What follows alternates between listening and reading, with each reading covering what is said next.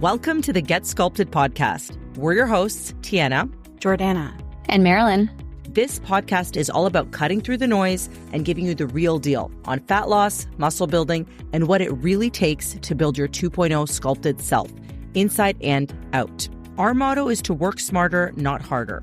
We'll break down science-based and actionable strategies to optimize your metabolism, ditch the diets, and create a sustainable, fit, and healthy lifestyle that actually works for you. So if you're ready to get stronger, not just skinnier, and embrace a body you love, hit that subscribe button and let's get sculpted. Well, welcome back to the Get Sculpted podcast. We are so excited to dive into this topic today.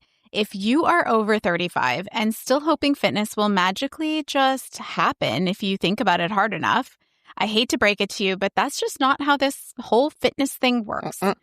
Today, we are going to actually not cover a list of unrealistic influencer nonsense. We want you to push all of that garbage out of your mind. We want to set the record straight about what today actually is about. It's the real habits that make fit women over 35 stay strong, energetic, and they're not falling apart every single Monday morning. They know exactly what to do, and they know exactly what not to do.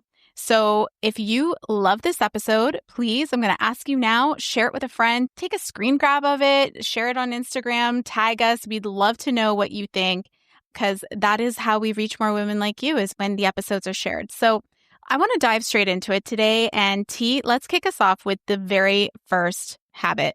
All right, I'm excited. So remember, all our listeners here, that success leaves clues. So we want to look at exactly what the things are that are going to move the needle. And the number one thing that we're going to cover is strength training like you mean it. This is one thing that fit women over 35 consistently do. So this means they are not just saying, hey, I am strength training, but doing kind of any old thing that falls under that category. There's a plan, there's a system. It's not just, hey, I'm in my living room popping on a YouTube video that I feel like doing. One day it's with light weights, one day it's yoga. There is a system to it. And there's training with intensity and they're training with intention. And the reason that's important is because across all the definitions of fitness, everyone can agree it means being strong, being able, having mobility, thriving, aging better. Like this is all going to come from muscle. And that's really what training needs to stem around. And that's why strength training is so important. Muscle's the organ of longevity. It keeps your metabolism healthy. That's right. Keeps your sanity intact. Sure does. It's good for, Definitely. Yes. It's good for your mental health. So, I mean, if you're listening to our podcast, you're probably already sold on that, but I'm still going to sell you some more, because the things that are not intentional and the lightweight kind of pseudo strength training and only doing resistance bands and only doing body weight, it's not going to get you that result that you really want. Okay. And if you're worried about like the type of training you're doing getting you too bulky, or, you know, if I lift heavy weights, it's going to make me look big. Here's the real deal. You don't realize that in order to just look toned and feminine and curvy, like your best case scenario, that kind of takes a lot of time and work. I'm sorry to say. It takes a lot of effort. So if you put your very, very best effort forward, that's going to take a long time, but you're never going to get to the point of being too bulky. No, especially not by accident. No. If you do look bulky, it's usually because you do have a solid base of muscle, but then you have also probably carrying around too much body fat.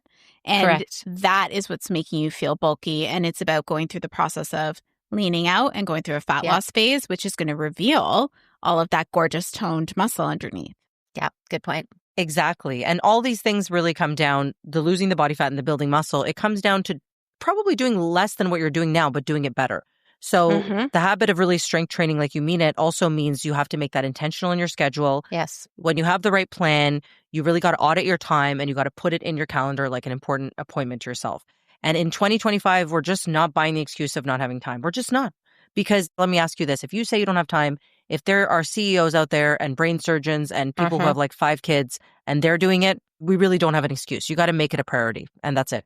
I read a statistic that, and I think it's an American statistic, but I'm sure it tracks across all of North America, that the average person scrolls, this is just like Instagram, TikTok, it's like social media, for almost 4 hours a day.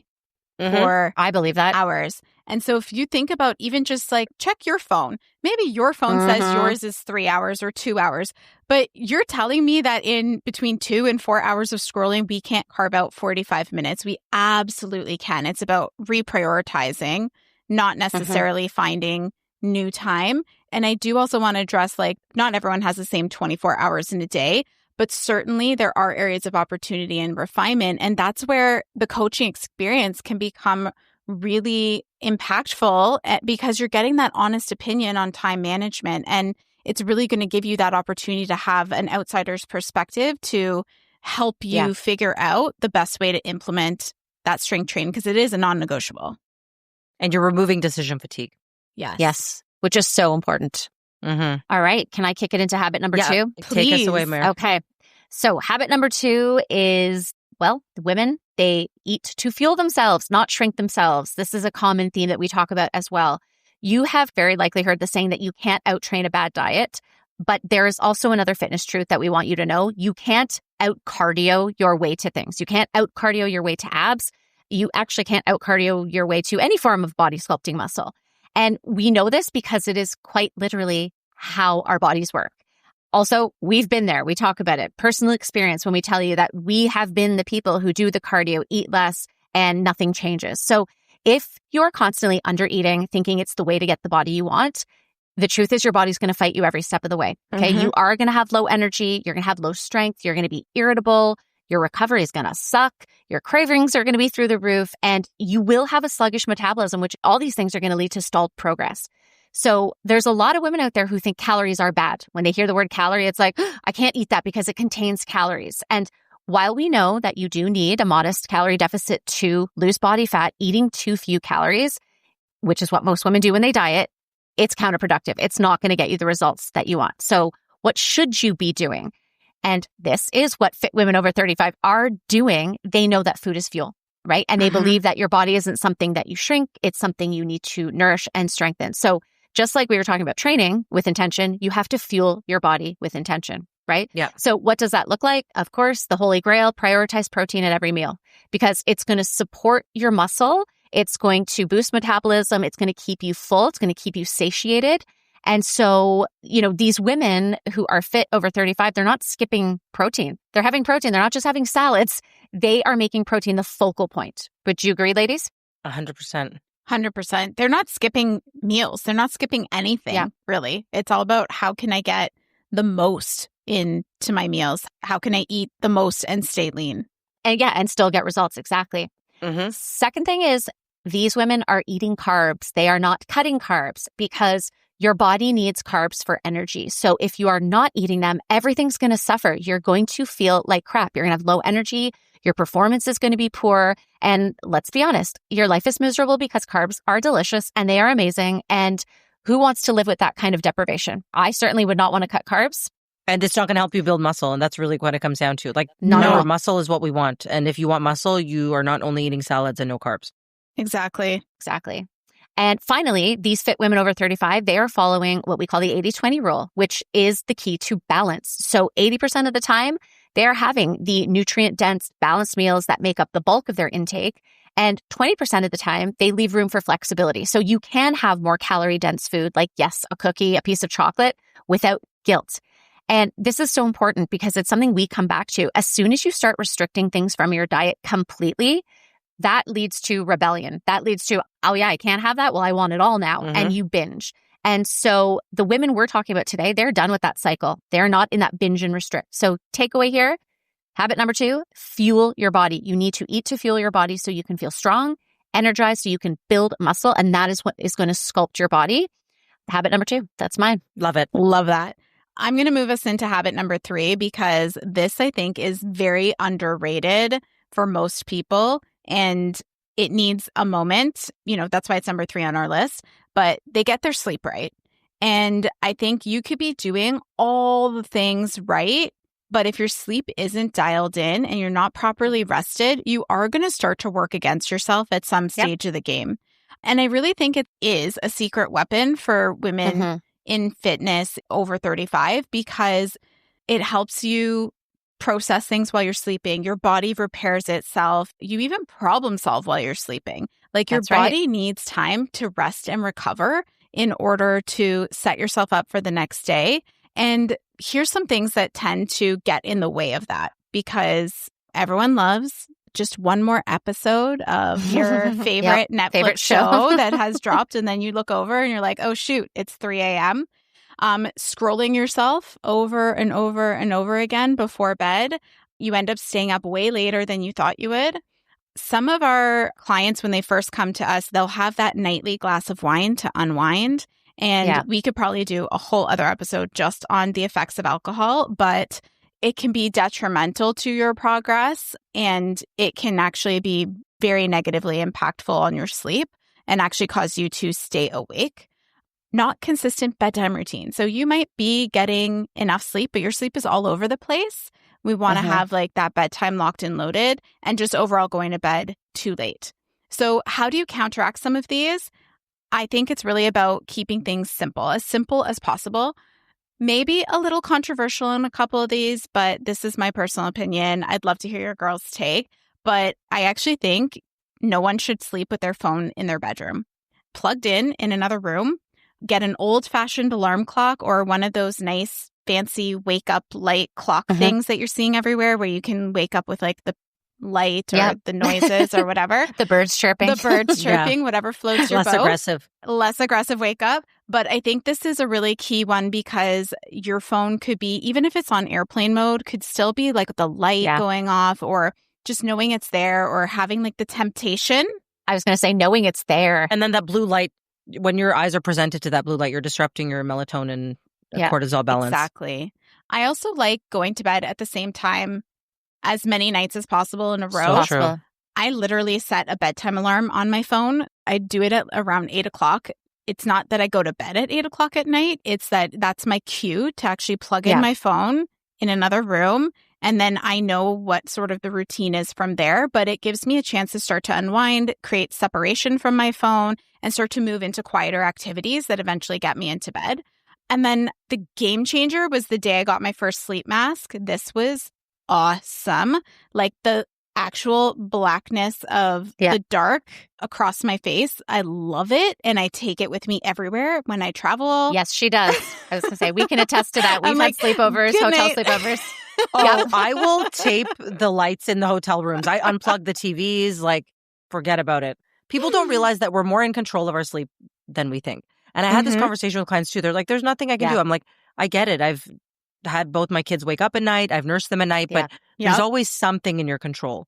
Like the dark room, the cool room, your bedtime routine, like your recovery, your phone. These are all in your control. And even if you can't control your kids waking up or things coming up or life stress, if you do all of these things, you're going to be in a way better position than if you just say, hey, I can't do anything about this. Yes, exactly. And when you're resistant to the sleep side of things, you're actually negatively impacting a lot of other areas. So when you're overtired, appetite. Your hunger hormones, they're being secreted at like a whole other level, which is going to make you hungrier, crave more carbs and fats. And it's going to be harder for you to satiate that, because what you really are is tired. You're not actually hungry. And so taking care of the sleep side of things is just going to set you up at a whole new level of success. So I'm going to pass it back over to you, T, to take us through habit number 4. All right. So habit number 4 is that fit women over 35 do not rely on motivation. And I also have strong feelings about this one, because here's the reality for you listening right now. This is just going to have to become who you are. It will become who you are. Okay. In order to be great at something, you have to first be consistent at it. And guess what? You have to embrace the suck. You have to embrace that at the beginning, I don't want to do this. Like if I was starting, remember when I did that tap dancing example? Yes. I will never forget that example. If someone's like, you got to learn tap dancing, which I've never done, I'd go in there and be like, wow, these tap dancers are just crushing it. I don't want to do this. I don't want to put on these shoes and do my practice. But my point is, I would have to be doing it consistently and taking such a long time to like get into it and be good at it and build the quote unquote motivation until I got good. And I'm like, you know what? This isn't too bad. So it's the same thing with you in fitness. Okay. Everyone always tells me like, well, I just need more motivation. I need a coach to motivate me, or I need someone to motivate me, something. No, you need yourself to just do the action despite how you're feeling. And that is a powerful reframe that will serve you so well in your fitness journey. You can do the thing that you don't feel like doing. You could still do it. You can have the feeling, but still act differently. And that's a really powerful thing, because that just goes to show that you don't need to wait for a fleeting feeling like motivation. Your discipline's always going to win, and the buy-in mentally has to be there. Mm-hmm. I was going to add, that's actually the only way to build confidence too. And when you have confidence, you don't need the motivation because you have the proof points that you can do it, the consistency over time. And that's what develops the discipline too. So if you're not willing to do it when you're not motivated, you're also cutting yourself off from actually building the confidence that you can do hard things. Life isn't always going to be perfect. And for most of us, especially as we're aging, things get more complicated in life. And there's a lot more reasons or pulls away from what we want to do for ourselves to all these other things that are going on in our lives.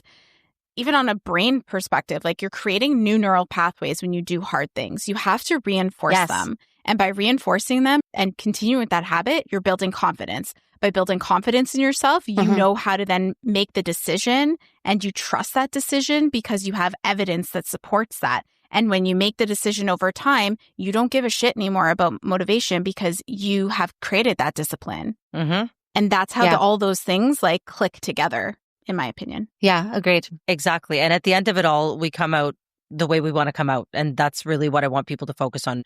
Not just do the steps immediately in front of you, put one foot in front of the other, and eventually you're going to get to a place where you can't live without this part of your life. And actually, you're supposed to mess up on that part of it. Like as you're building this, you're supposed to mess up. You're supposed to have mistakes. You're supposed to have a step back. That's how you learn. Exactly.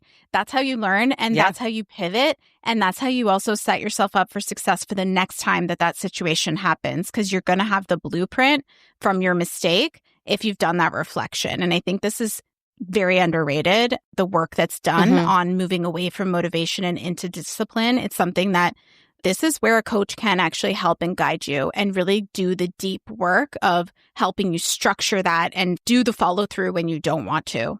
Yeah. And let's face it, nothing changes if nothing changes, right? So what I tell my clients as well is you've gotten into a habit loop of doing things that don't serve you. So naturally, when you do something different, which we know we have to do it different to have a different result, there's friction. Because our brains, our bodies, they like staying the same. They don't want to kind of rock the boat. But if you want to see different, if you want to look different, you have to do different. And that absolutely requires you to kind of get through that friction time.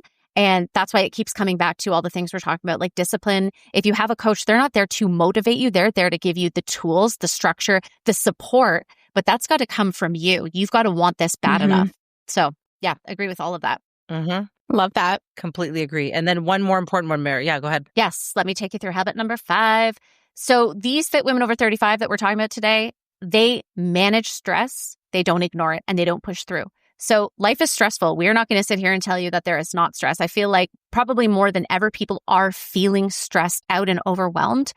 But the truth is, if you are stressed out all the time, it means you're living with chronic stress. And that is going to impact your body and all the areas of your life. Because like we've talked about in all of these cases, your body will fight you when what's not ideal. It's going to fight you on every single thing. So what we want you to understand about stress is that it's not just a mental thing. It's a full body experience. So when stress builds up, it is going to absolutely impact the results that you have. It doesn't matter how perfect your training is, how perfect your nutrition is, even how perfect your compliance is. Your body will struggle and it will stall out. So when you are chronically stressed, what's going on, it raises cortisol, and high cortisol over time, it does cause fat storage, especially around the midsection, which is what a lot of women complain about. It impacts your sleep, your energy, your mood, recovery. Actually, all of these things that we've talked about, all of these habits, this is what they all do. They all impact unless you're doing it the right way. So these fit women over 35 are not letting stress take them down. They know that since they can't eliminate the stress in their life, they have to manage it and they have to process it. This looks like, we talked about it in this episode, lifting weights, because it has been shown time and time again that lifting weights reduces cortisol. It releases endorphins in your body. That's your mood boosting hormones.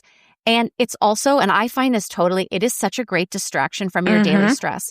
I know that when I'm stressed, I feel so good taking that, 40, 45 minutes, even if it's an hour, whatever time I allot to my training, I feel so good after I lift heavy things. And even in that time, my mind is elsewhere. The focus is elsewhere.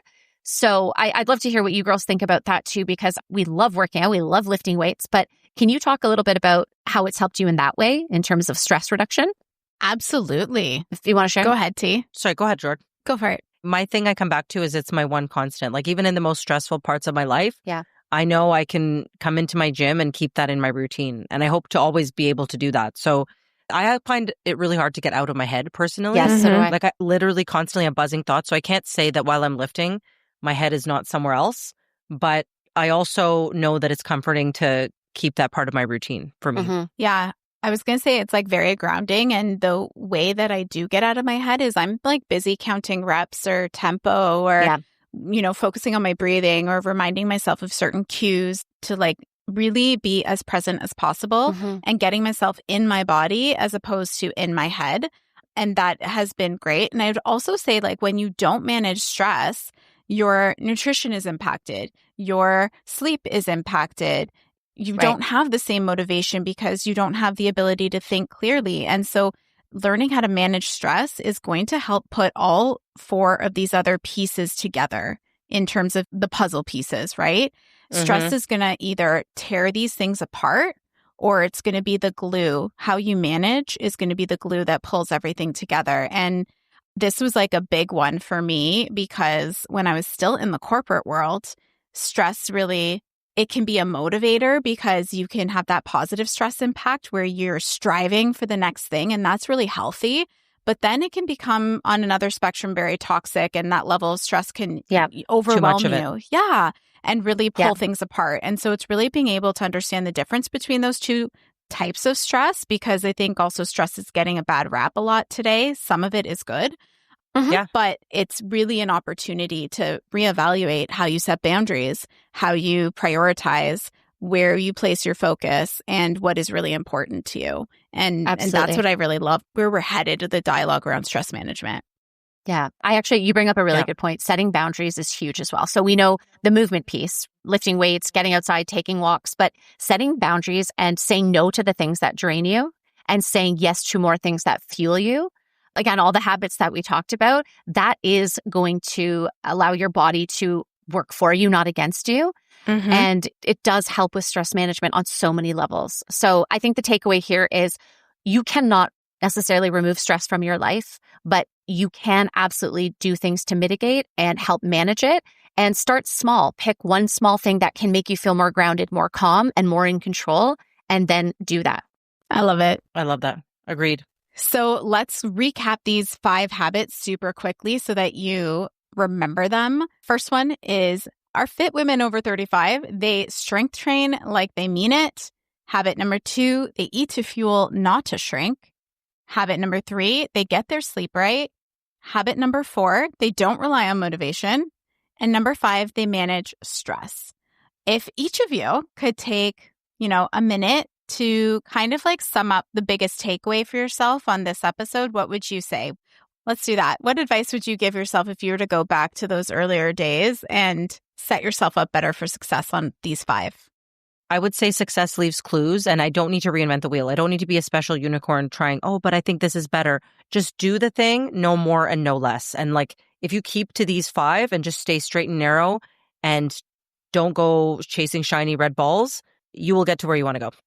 Yeah, mine's very similar to that, is like you got to reduce overwhelm. So pick one small thing in each one of these habits that you can reasonably do over time, stack those wins. And remember that it's not about going from 0 to 100. So don't overhaul. Don't make your list. I'm going to do all of these things. You're not. But if you pick one small piece in each of these habits, you can absolutely build on that and build your fit life over 35.